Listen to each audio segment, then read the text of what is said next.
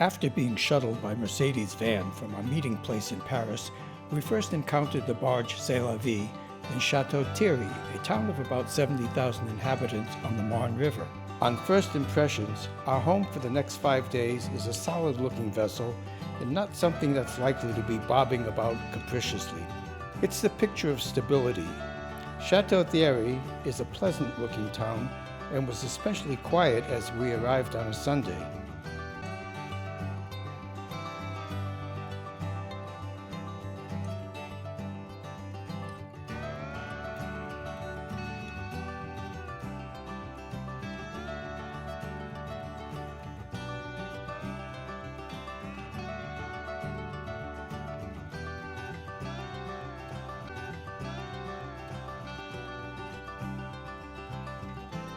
We start our journey on the Marne River and will be passing through a number of locks. By raising or lowering vessels with water, the locks make it possible to travel smoothly along the river despite elevation difference.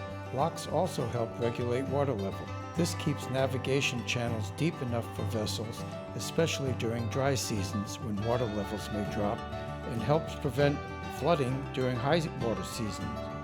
The locks on the Marne River canals are compact and often automated, a blend of 19th century engineering and modern technology, operated by the barge captains who use a remote control. Gone are most of the lock keepers, another casualty of technology. In this part of France, World War I is more than a footnote in the history books. There are reminders of it everywhere, with statues, plaques, and monuments to those who have fallen. It was in this very town that the Allies met up with the French to put a stop to the German advances, an effort that took many lives on both sides of the battle line.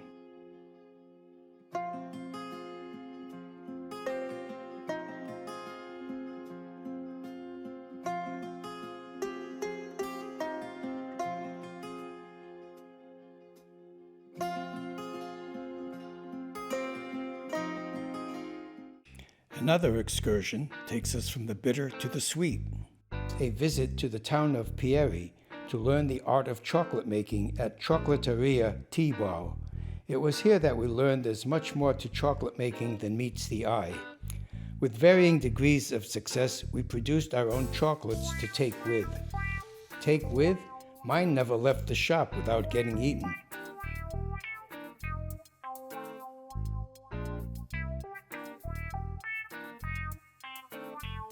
We left Chocolate-Tea Tea-Bar by way of the gift shop, which enabled us to see how the professionals did it, and to pick up a few goodies too. Every lunch and dinner is preceded by a description by one of the crew or the chef of what we are about to eat and drink.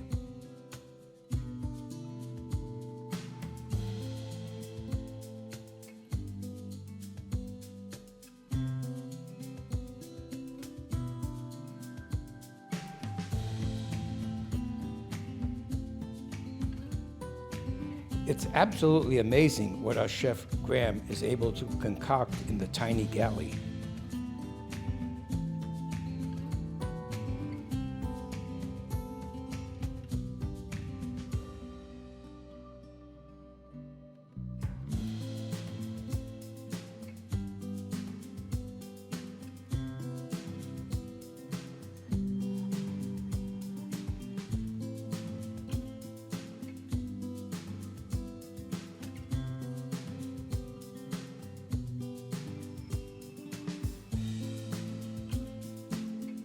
Casual elegance is a long-standing cliché, but somehow C'est la vie has truly figured out how to combine the two seemingly contradictory terms.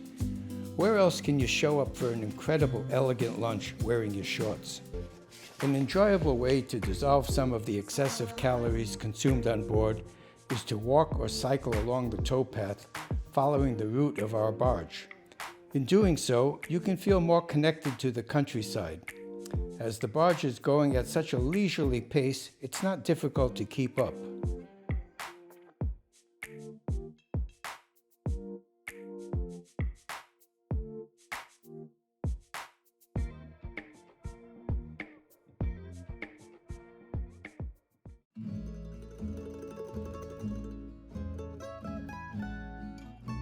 But just sitting back and watching the landscape pass by is still very much a viable option.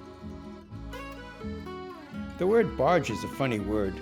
When we think of barge, we probably think of crashing onto a scene like barging into a room. Nothing could be further from the truth. With a top speed of 12 knots, that's 13.1 miles per hour for you landlubbers, entering a scene on the barge C'est la Vie is the ultimate in peaceful, tranquil movement. In fact, we traveled a distance of only about 60 miles on the entire trip. A barge cruise is the crock-pot of cruising in a world of microwave cruising. It's slow cruising with the flavor enhanced as you simmer along the way, absorbing the flavor of the countryside.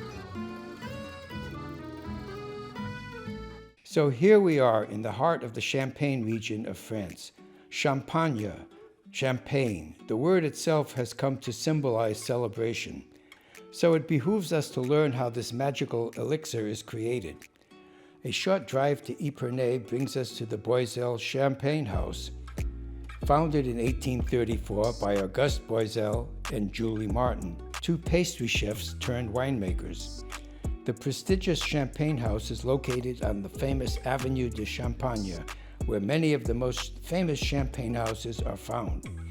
The traditions and know-how were passed on from generation to generation.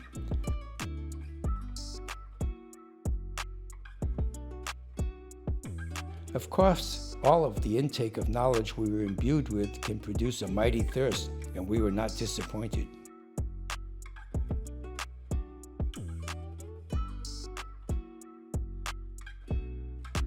So, are we going to be satisfied with a visit to only one champagne house?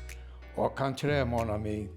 After cruising to Châlons-en-Champagne, we set out to visit the family-run Domaine Ployer-Jacquemart, nestled in the town of Ludes.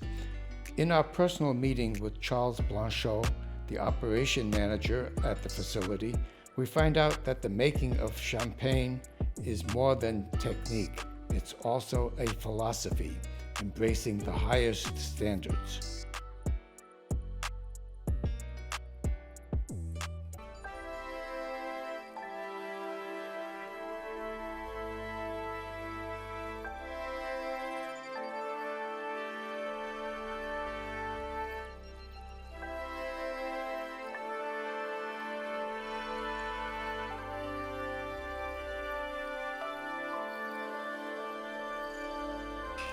For a visit to a very different type of town, we go to Reims.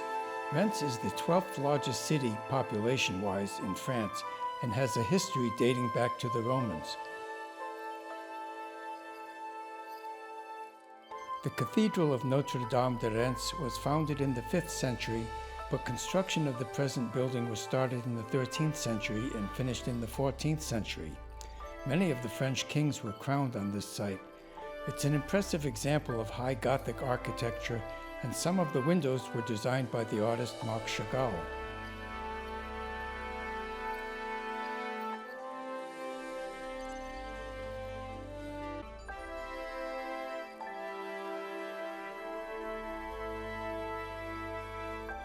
Reims is lively and bustling with restaurants and amusements.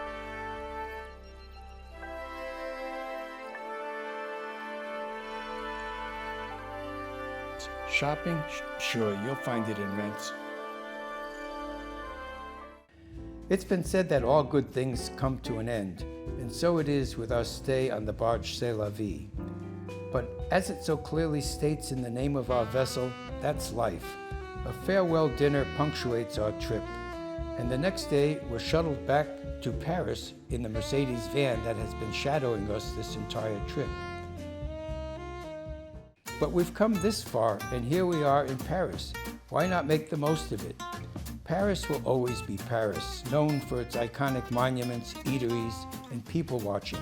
And the bateau mouche tourist boats ply the Seine, flickering like fireflies.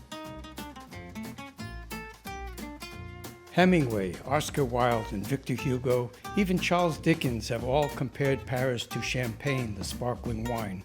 So what better sequel to our stay in the Champagne region than to explore the effervescent Paris?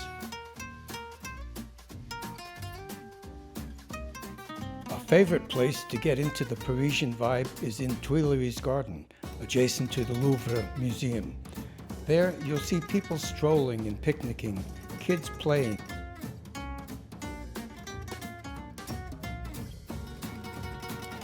The Moment area of Paris deserves a special mention. It seems there's always a party going on there.